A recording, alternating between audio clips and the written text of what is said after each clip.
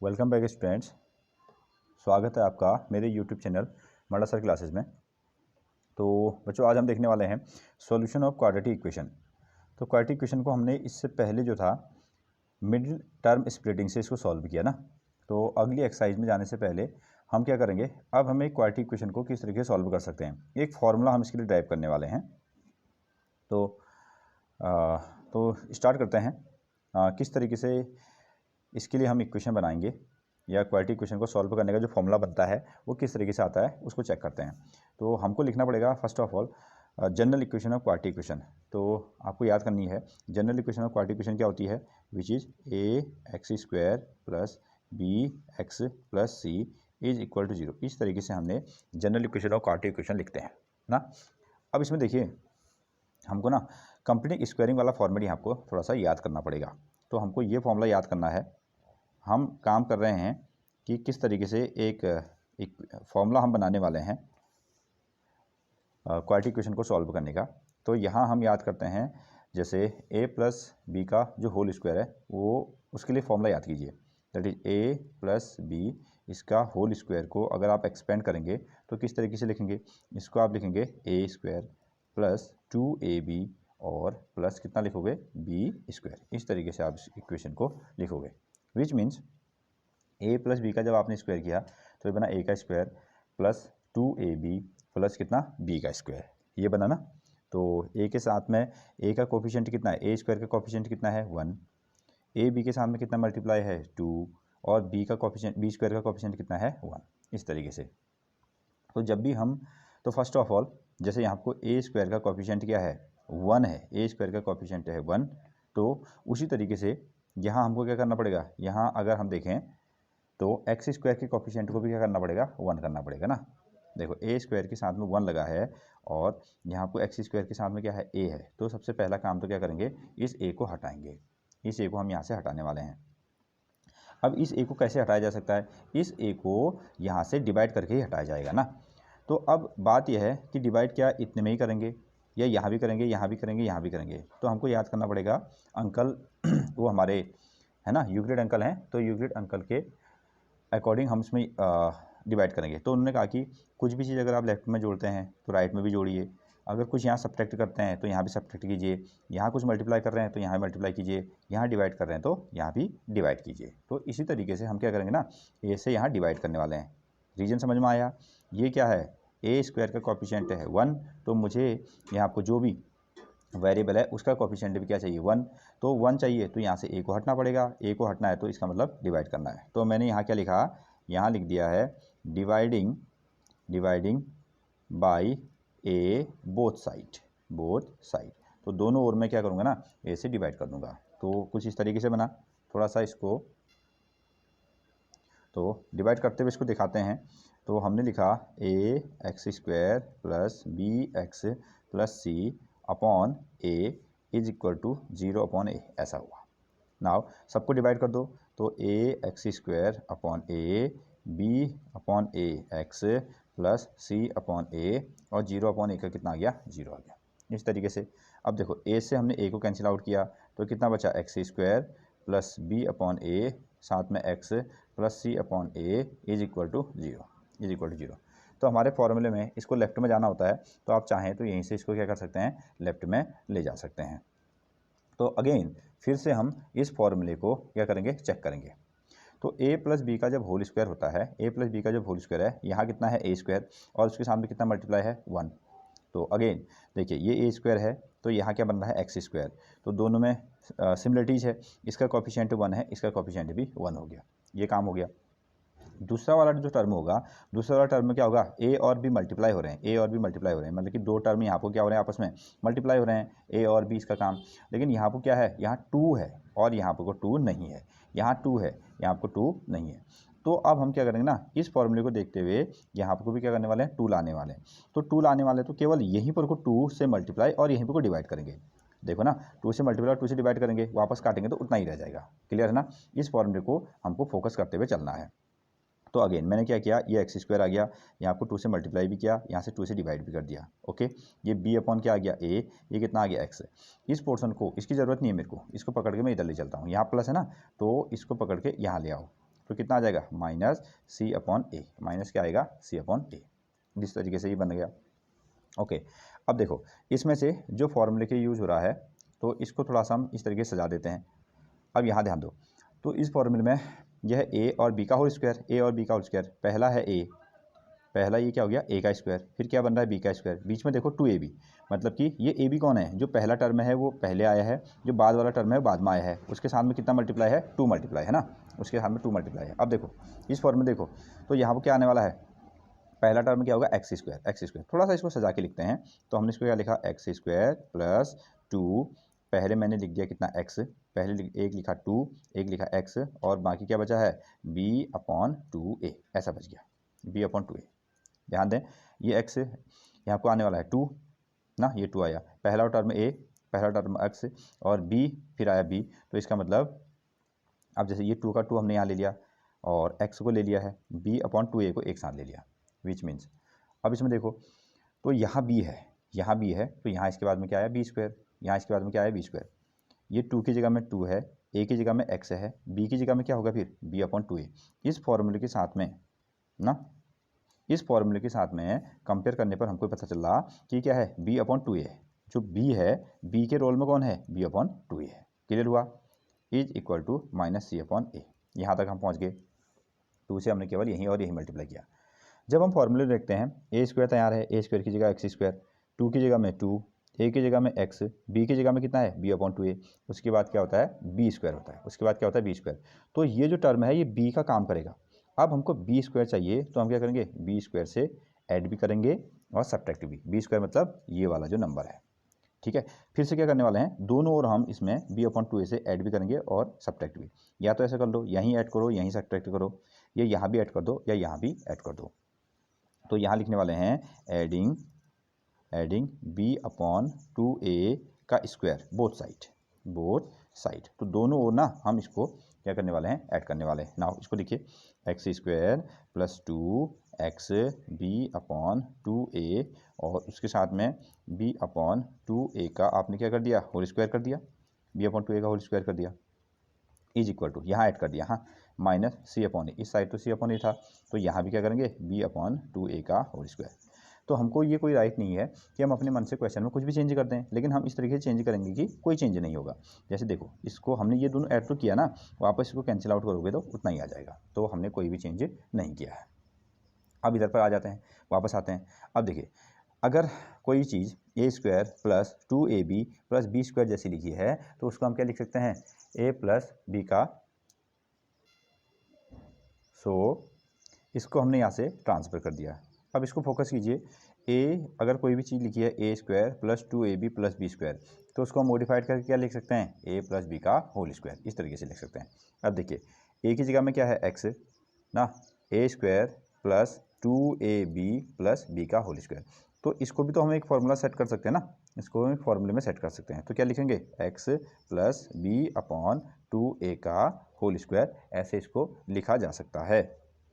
Now अब यहाँ और यहाँ हम इसको सॉल्व करेंगे माइनस सी अपॉन ए प्लस, इसको चेक कीजिए ये बनेगा बी स्क्वायर, अपॉन में कितना आएगा बी का स्क्वायर हो गया, और कितना आएगा आपका विच इज़ ये आ गया 4, और ये कितना है ए का स्क्वायर, इस तरीके से आया। ना इसको सिंप्लीफाई करते हैं, तो इसको फर्दर सॉल्व करते हैं, तो देखिए एलसीएम कितना आएगा, यहाँ से जो तुम्हारा एलसीएम आएगा वो आएगा 4a का स्क्वायर, 4a का स्क्वायर जो है इसका एलसीएम आ गया।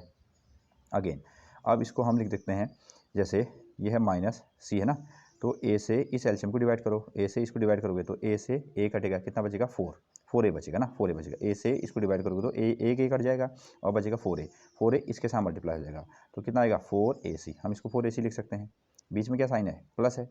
अब 4a स्क्वायर से एलसीएम को डिवाइड करो, 4a स्क्वायर से इस ये कटा तो कितना बचा 1, और 1 इसके साथ मल्टीप्लाई करोगे तो कितना आएगा बी स्क्वायर, इस तरीके से बनेगा।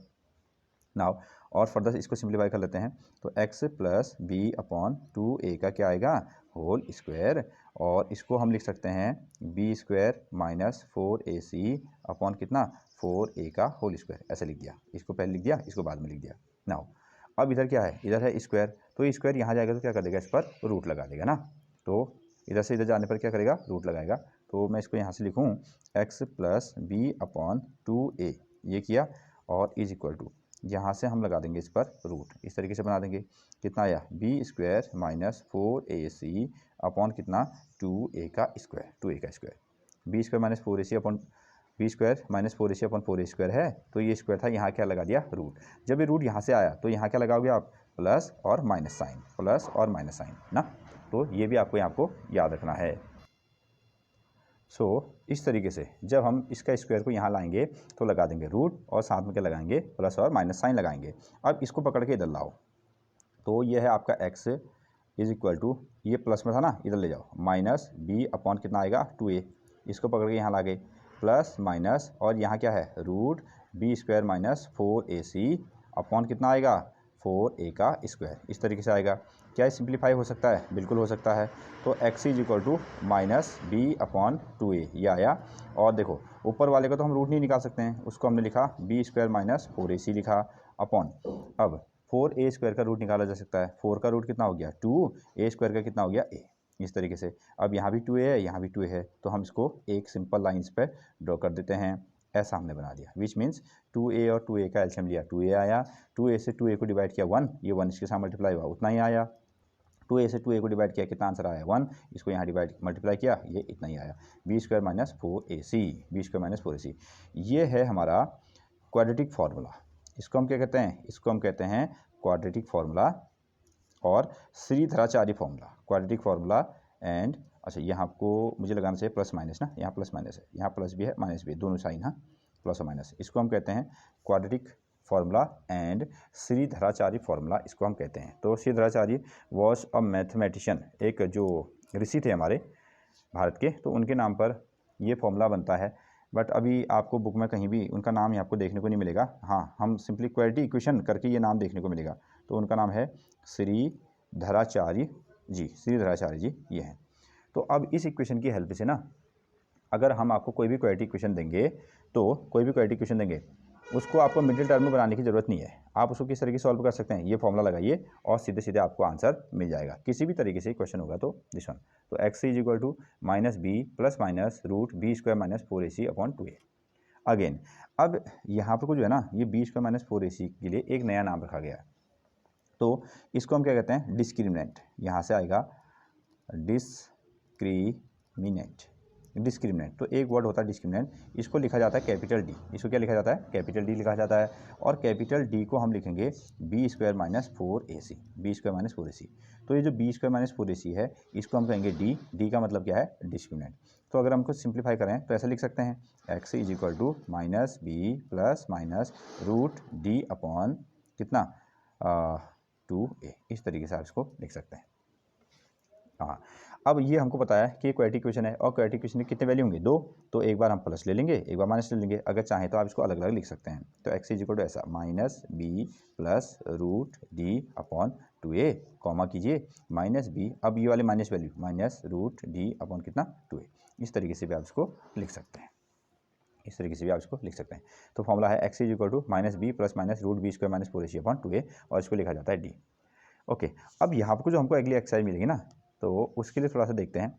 अब इन्होंने कहा है सबसे पहले इस क्वेश्चन में जाने से पहले आप ये चेक कर दीजिए, डी चेक कर लेना। अब हमने क्या किया, हमने डी निकाला, हमने डी की वैल्यू निकाली, डी का फॉर्मूला है बी स्क्वायर माइनस 4ac, ऐसा ये हमने निकाला। मान लेते हैं इसका जो आंसर है, इसको जब हमने सॉल्व किया तो इसका आंसर 1 से बड़ा आ गया, 0 से बड़ा आ गया।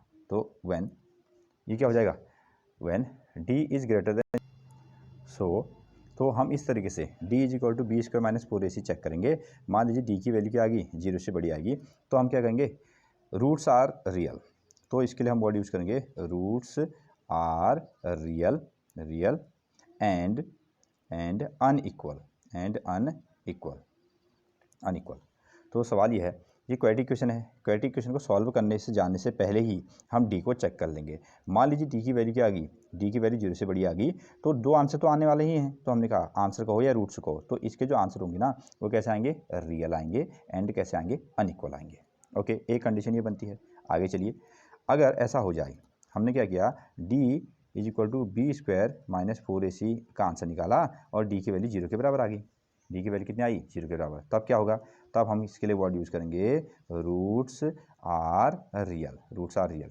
तब भी रूट से कैसे होंगे, रियल होंगे, and both are equal, and both are equal. और दोनों आंसर कैसे आने वाले हैं, इक्वल आने वाले हैं। दोनों आंसर यहाँ का आएंगे, रूट से रियल होंगे, दोनों आंसर अनइक्वल आएंगे, रूट से रियल होंगे और दोनों आंसर कैसे आएंगे, इक्वल आएंगे। ये हमने शब्दों का यूज़ करना है। नाउ अब चलते हैं नंबर 3 में। अगर ऐसा हो जाए, अगर d is equal to b square minus 4ac हमने आंसर निकाला और d इज लेस देन 0 आ गया, d इज लेस देन 0 आ जाएगा, तो हम क्या कहेंगे, roots are imaginary, roots are imaginary,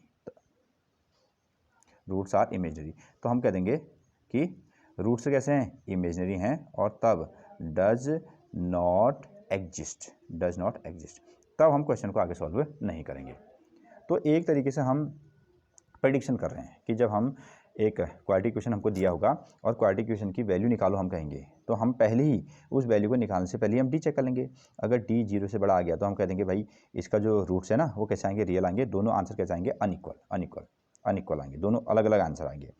हमने पहले चेक कर दिया, d बराबर 0 आ गया तो हम कहेंगे कि दोनों रियल तो हैं लेकिन कैसे हैं, दोनों इक्वल आएंगे, इक्वल आएंगे। और अगर t की वैल्यू 0 से छोटी आ गई तो हम कहेंगे कि इनके जो रूट्स होंगे वो कैसे होंगे, इमेजिनरी, और आंसर एग्जिस्ट नहीं करेगा, और हम क्वेश्चन को वहीं पर रोक देंगे और आगे नहीं बढ़ाएंगे।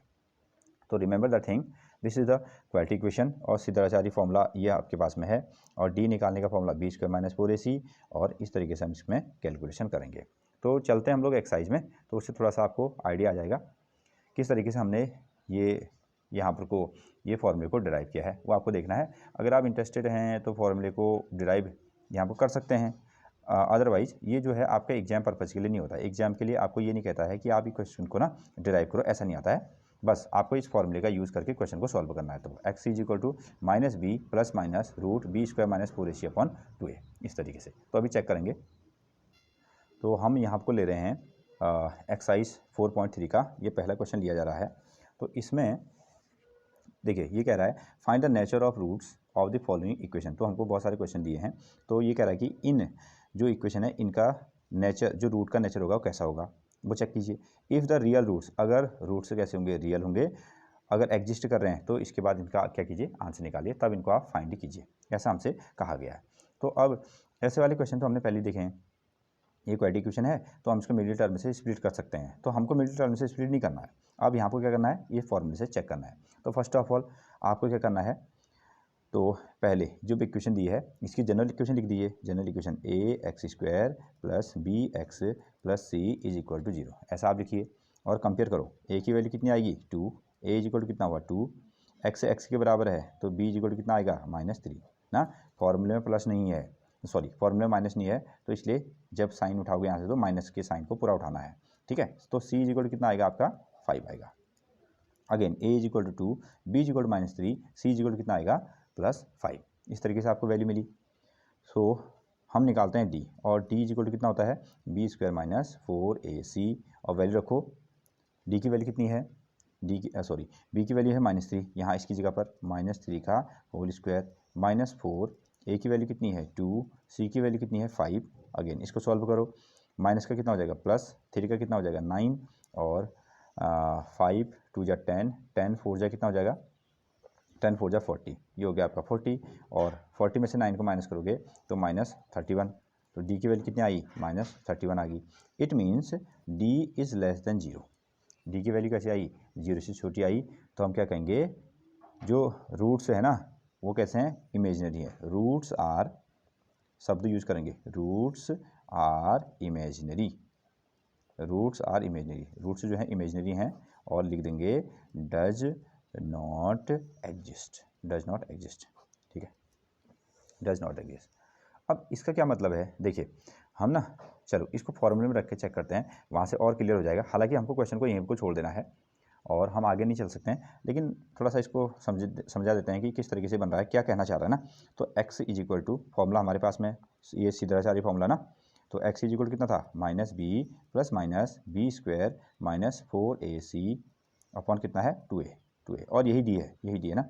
तो अब फिर से सॉल्व करने की जरूरत नहीं है। x इज इक्वल टू, ये है माइनस, b की वैल्यू कितनी है -3, b की वैल्यू है -3, इस तरीके से। ये बीच में क्या है प्लस माइनस, और इसका नाम क्या है, ये बी स्क्वायर माइनस 4ac, ये बी स्क्वायर माइनस 4ac आपने निकाल दिया, कितना आया -31, ये आ गया -31 अपॉन 2a, ये 2 है और साथ में a है, a की वैल्यू कितनी है 2 है। तो सॉल्व करें, x is equal to minus minus से कितना हो जाएगा प्लस, ये आ गया 3, बीच में प्लस माइनस, ये है रूट माइनस 31 और अपॉन कितना है 4। हाँ, तो यहाँ से हम इसको सॉल्व कैसे नहीं कर सकते हैं, क्योंकि ये जो ना ये रूट के अंदर में नेगेटिव नंबर आ गया, रूट के अंदर में क्या आ गया नेगेटिव नंबर, इसलिए सॉल्व नहीं हो सकता है। इसलिए हमने कहा कि इसके रूट्स जो होंगे ना वो कैसे होंगे, इमेजिनरी होंगे, वह रियल नहीं होंगे। ये इसका कहने का मतलब है। तो लास्ट में जाके आप यहाँ को फर्स्ट में जाओ, हम क्या करते हैं ना, हम क्वेश्चन को यहीं से रोक देते हैं। अगर रियल होते हम इसको आगे बनाते चलते, लेकिन अगर डी की वैल्यू 0 से छोटी आ गई तो क्या हो जाएगा, ये नेगेटिव में आ गई। It means we can't find the value of root, तो हम रूट की वैल्यू नेगेटिव वैल्यू को नहीं निकाल सकते हैं। ये इनका कहने का मतलब था। तो चलते हैं हम लोग अगले क्वेश्चन की ओर। तो आज की वीडियो में इतना ही रखेंगे। तो वीडियो आपको अच्छी लग रही है तो लाइक करें, शेयर करें, सब्सक्राइब करें। मिलते हैं हम लोग अगले वीडियो में और अगले क्वेश्चन के साथ। तब तक के थैंक यू।